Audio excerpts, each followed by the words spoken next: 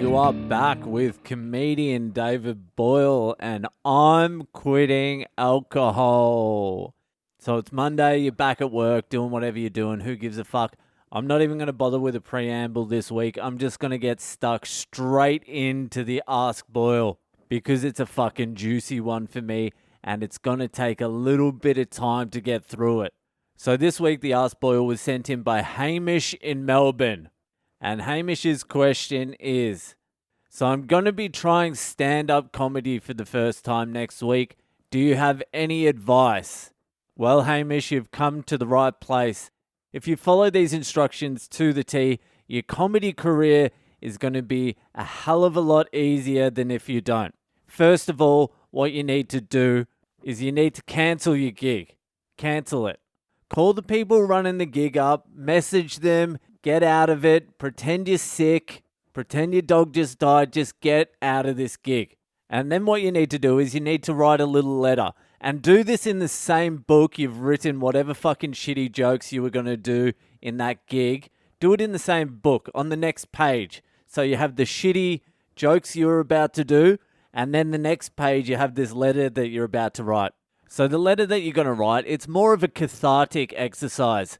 What you need to do is you just need to think of everyone who has pissed you off in your entire life, everyone who's fucked you over, ex-girlfriends, high school bullies, everyone. Write all their names down and why they pissed you off and all your grievances with them. Have maybe like 2 or 3 people for special mentions. The ones that have caused you the most trouble, highlight them, stand them out for special mentions. Once you've written this letter, what you need to do at the bottom, just sign it, sign your name, and just chuck the date on as well. Make sure you do that as well. You've got to sign and date it. And then what you're going to do is you're going to take that notebook and you're going to hide it somewhere.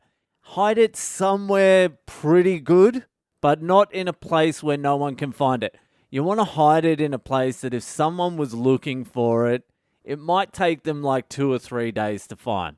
What you're going to need to do next is you're going to need to order an Uber. If you're in the east of Melbourne, you need to order it to the west of Melbourne because you have to go over the Westgate Bridge. And if you're in the west, you're going to have to order it to the east.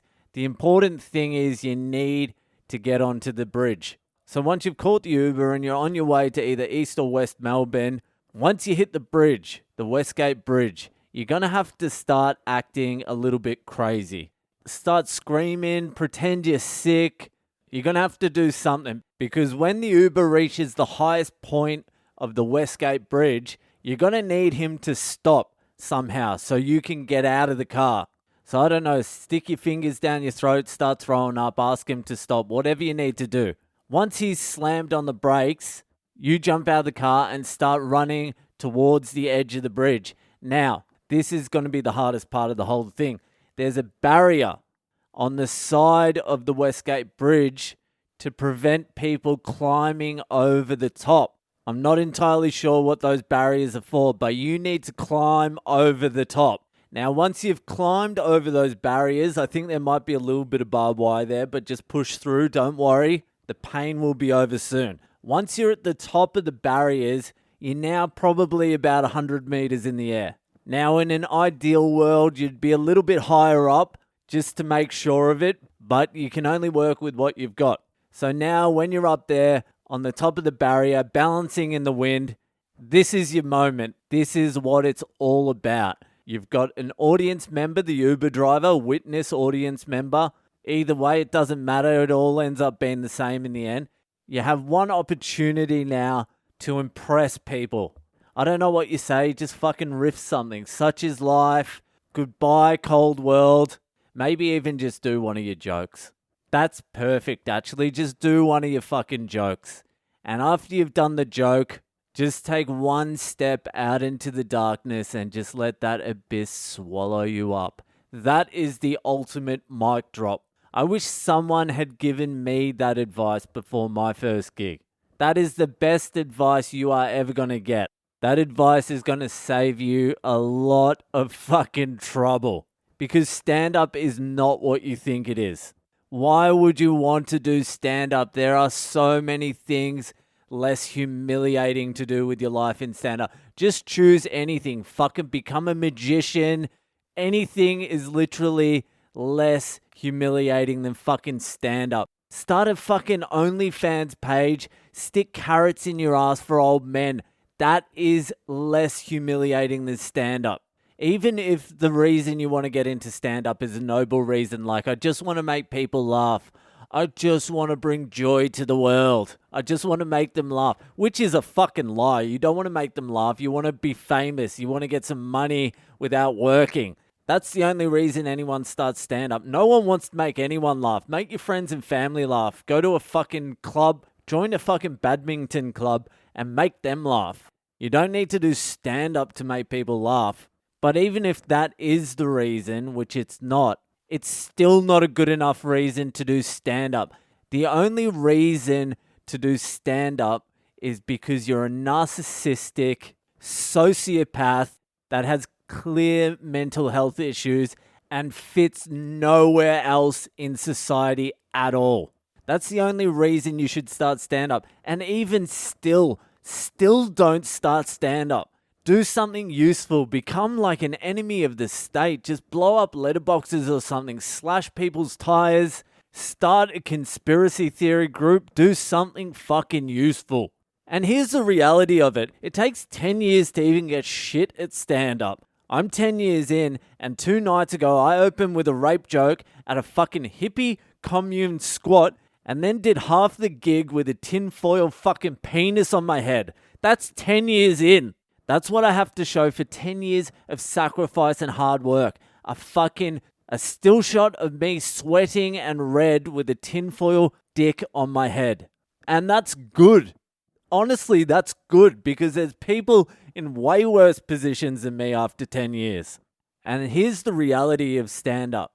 Stand-up in Australia specifically.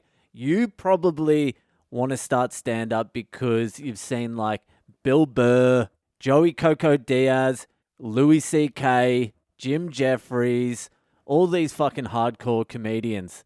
There is no market for that in Australia at all. If any of those guys started in Australia and never left Australia, they would be fucking cruise ship comedians. The only way to make a living in this country of comedy, and there are exceptions to the rule, obviously, there's fucking exceptions to every rule. But the only way to make money in this country as a stand-up comedian is to go on radio or go on those shitty fucking TV shows. And all of the comedy you see in Australia on the commercial TV and on the radio and all that bullshit are comedians from the one management company. They're called Token Management. Look them up on the internet. Look up Token Comedy, Token Comedians, whatever the fuck it is. And if you look at their list of comedians, they're the only comedians that get on fucking TV in this country. Even though TV's dead in the rest of the fucking world, for some reason TV still exists in Australia.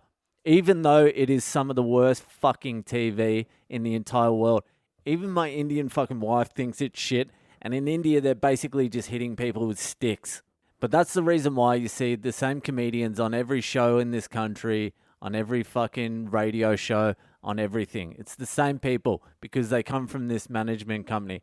And that's fine. But what happens is to get there is like a filtering type process. You've got to fit into a certain box, which is a natural filtering because you're going on commercial TV. They can't have fucking wild units on commercial TV. You're fucking trying to sell nappies, man. But in that filtering process towards the goal that you didn't even want to fucking get to in the first place, all the Bill Burrs, the Joey Diazes, the Jim Jeffries, they get fucking filtered out. There is no space for that type in Australia. There's just not.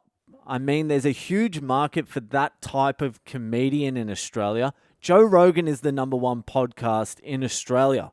But those comedians just never get to the people. Australians just get fed the same shit over and over and over and over.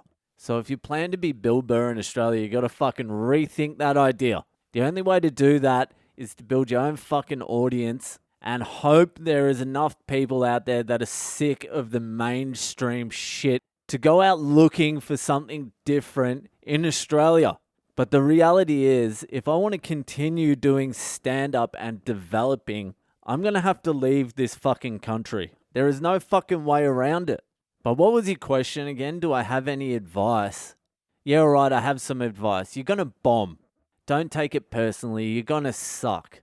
We all suck. Everyone sucks first go. If you get 1 or 2 laughs, you've done well. Don't invite any of your friends to laugh along at your jokes because it will give you a false sense of your ability, and your ability is 0. It's best you figure that out as early as possible. Try and get through your material, but if you're doing terribly, terribly, terribly bad, just bail after 3 minutes. You don't have to do the full 5 minutes. Fuck anyone who says that. It's not even so much how you do on stage the first time. It's more how you process it afterwards. It can really fucking hurt, so just don't be too hard on yourself because, and I need to tell you this again, you suck. Anyway, that is fucking it for tonight. If you're enjoying the podcast, give it a share around with your friends. Share this episode to anyone thinking about starting comedy. Hit me up on social media. I'm Boyle Comedy on Instagram, Facebook, and Twitter. See you the fuck later.